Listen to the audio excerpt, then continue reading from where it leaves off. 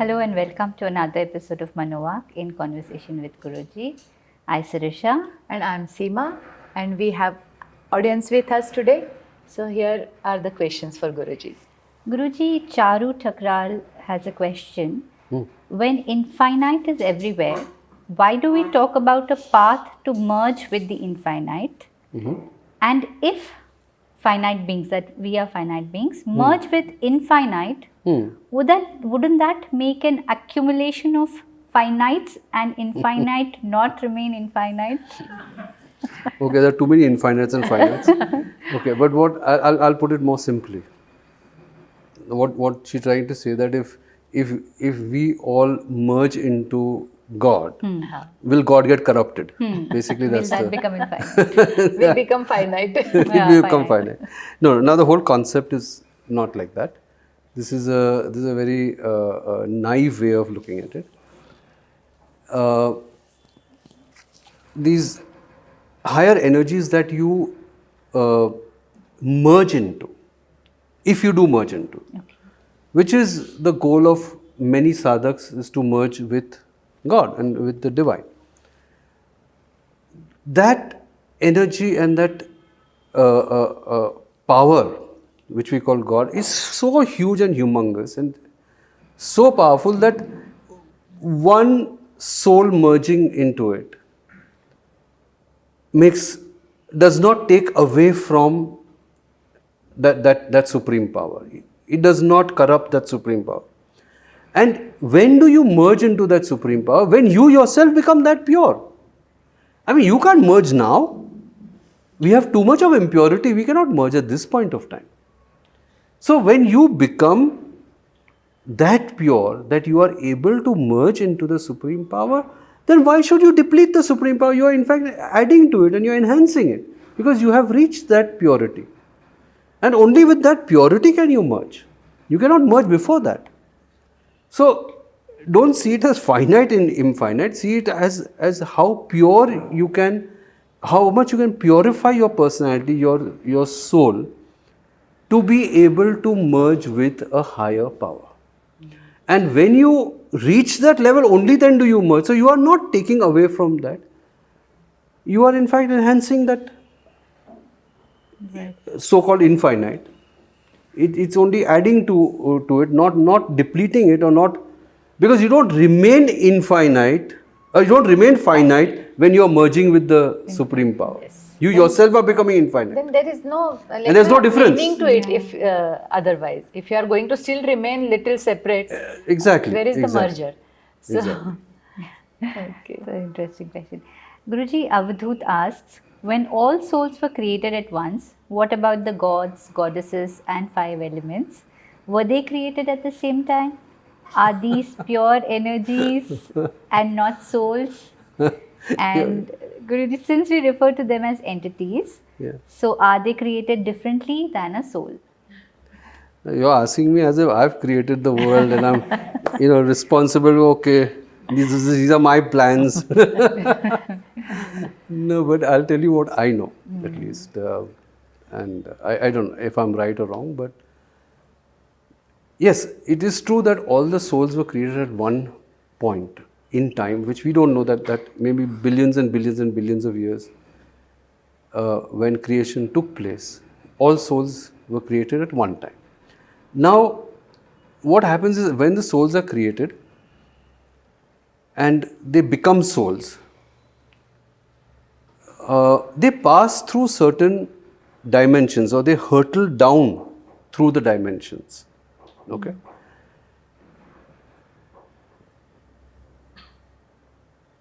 At some point, certain souls choose through their free will to be in service of divinity permanently. And their progress, their evolution is only through service, not through experience. Our progress is through experience. Okay? So we are souls who have designated ourselves to evolve through experience. The souls that choose to be only in service of divinity are what you call gods and goddesses. And certain souls remain in a energetic form. They don't even take a human-like form. They remain in energy form in another dimension, not in the lower dimensions. Because in the lower dimension, you have to have a body. So either in the physical or in the astral, you have to have a form. So these are in higher dimensions, and they don't really need to take a form like with 2 hands and legs and, normally how we perceive a form. So they can be in energetic forms. But everyone has a soul, whether it's a god, goddess, creature. I mean, the life, anything that has life has a soul. It's like that. And were they created at the same time? And originally they were created at the same time, but then somewhere down in the devolution process, down the dimensions, because physical is the lowest dimension, astral is one above that. So till they reach that, somewhere they have said, okay, we are going to be in service, and we will take this role, and we will only evolve through service role to divinity. They have opted for that. So they remain that. And there are a number of gods and goddesses whom we call gods and goddesses, for lack of better word. Like there are some people call them angels, some people call archangels, some people say whatever. I mean, you can use different terminology. But basically, these souls are in service of the planet, service of the universe, and service of divinity. So including 5 elements. Including the 5 elements are a little different. Now 5 elements are that's 5 elements are only in the physical. They're not in the other dimensions. Okay. So now you're confusing the 2 issues. So the 5 elements come into play only in the physical dimension. And they are the flesh and blood of divinity. You can say God manifests through the 5 elements. So divinity, creation manifests through 5 elements in the physical plane. Okay. Again, because the dimensions are different, we confuse the whole issue. Yes. But in the physical plane, the 5 elements are the vehicle for God to manifest, or for the divinity to create and manifest in that form. So in physical form. They are like as pure as divinity, sort of. You Like can they say come so. directly from divinity. You can say that. Yeah, you can say that. But are they also souls at some level? No, the elements themselves are not souls, but certain forms of those elements can be occupied by a soul. Like a mountain can have a soul as a resident in that mountain. A river can have a soul the element water. for the element of that river. Like in charge. Or In charge, something like that. So that way, yes, you can have some soul in charge of that. But the elements itself don't have a soul. Okay. But souls can take charge of a certain part of that element. Now here what we understand as gods with small g, gods with capital G, like the 3 devas, what we call. How do we differentiate them, like from energies as a soul, or they exist in both forms, because they are the highest form of God. Okay. So the 3, the creator, preserver, destroyer aspect, is there in form and in energy, both. In both. So when any physical manifestation has to take place, then they take a form. When physical manifestation is not required, they are in energy form. Okay. I hope now. Fascinating. Audience, do you have any question? Yes, Samir. Pranam Guruji.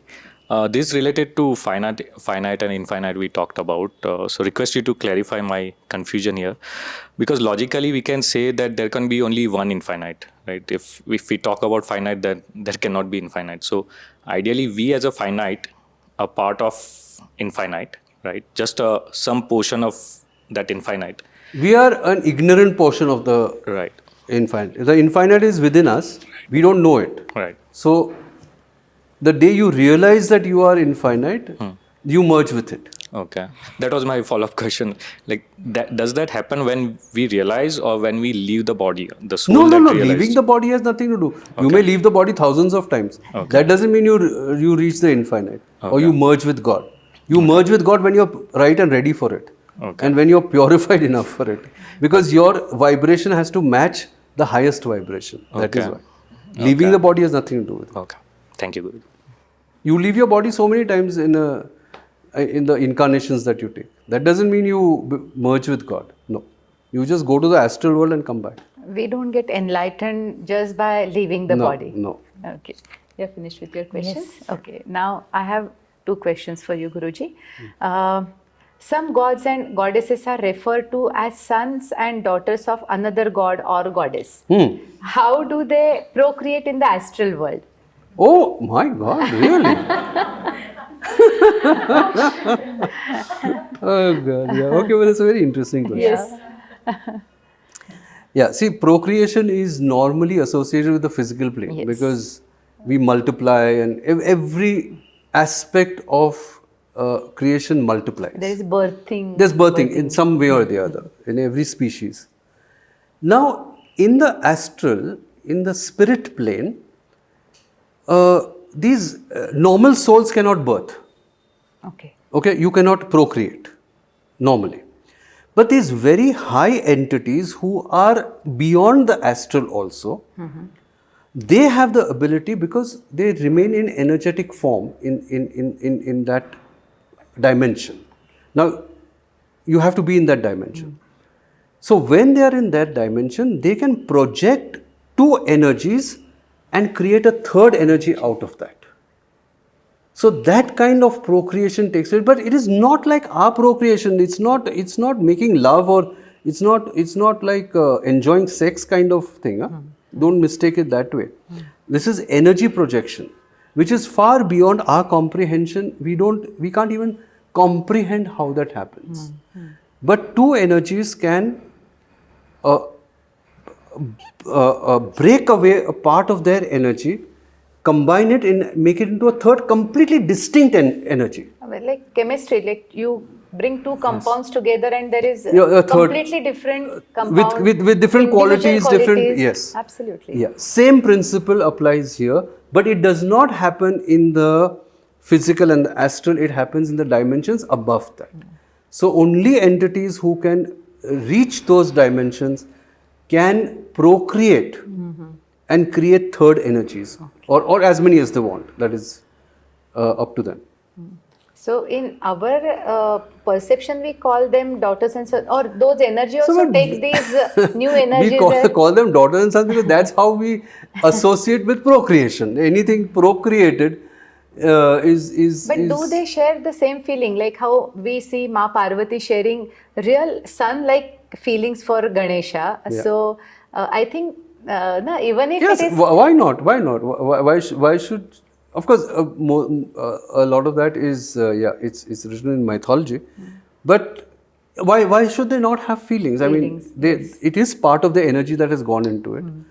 Just like a child is part of that mother. It's nurtured it for 9 months. So, isn't there a strong bond somewhere?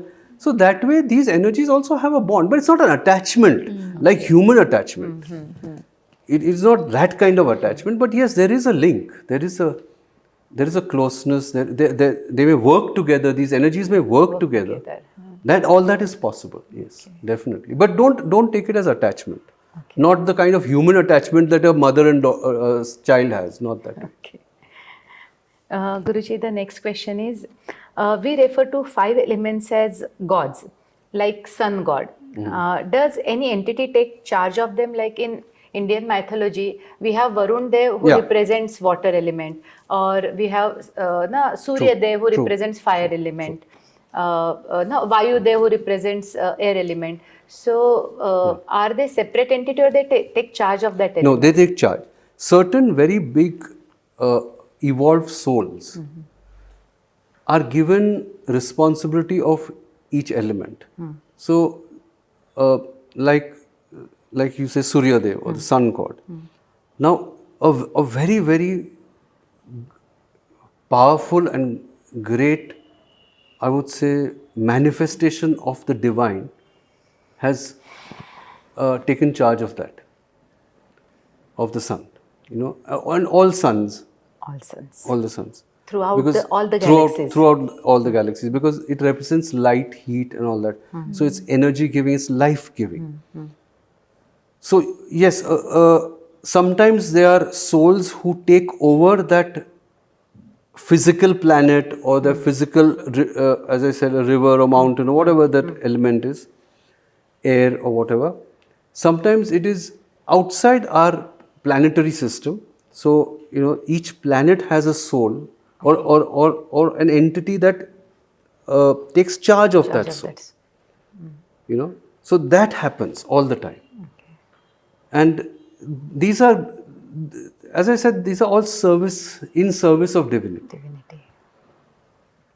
And they come from possibly higher dimensions than the physical and the astral. Okay. As we have chosen to come down to earth and our evolution path is completely different, do they also strive for evolution? This is their evolution. To be in continuous and constant service of divinity is their path of evolution. Okay. So their evolution goes on for beyond time. It's a Because they are more or less part of divinity only. They're just only. it's just The ignorance doesn't touch them. ignorance doesn't touch them. No, because they haven't devolved down. To grossness. So they remain in that higher state, which is refined state, which is in sync with the highest. Yes. Dear audience, do you have any questions over this topic? Okay. So here we end this episode, and thank you so much for joining us.